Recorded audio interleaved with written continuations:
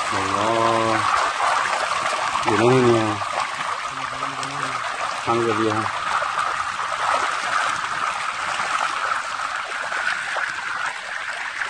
Evet.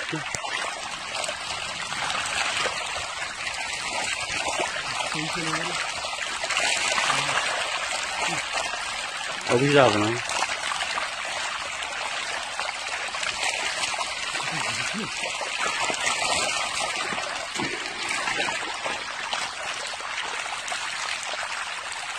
Gimana ya?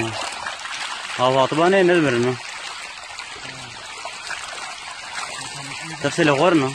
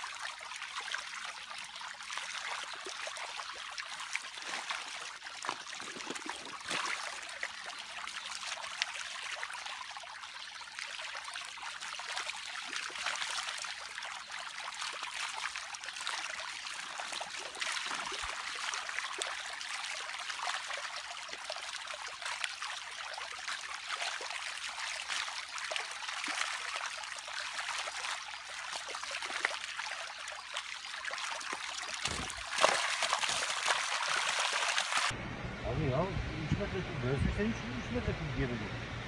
Bize de bugün de söyledi 3 metre tut kanala. Kanal baksana kanal 3 metre değil de dereden geri akan suyun iki. Nehir yatağı kurudu. Balıklar ölüyor. Kendi imkanlarımla bir balık yolu yapmaya çalıştım. Balıkları görüyorsunuz. Binlerce balık geçiyor yaptığım yoldan. Binlerce balık.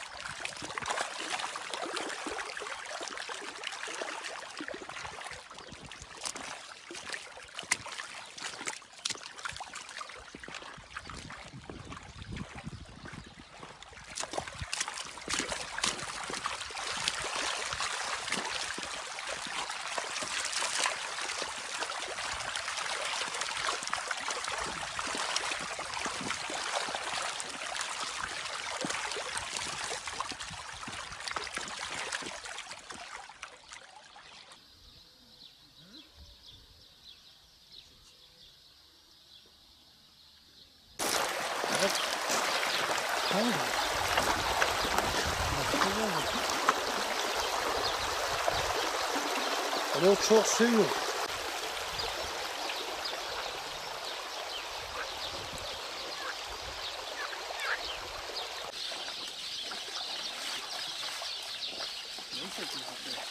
Hı.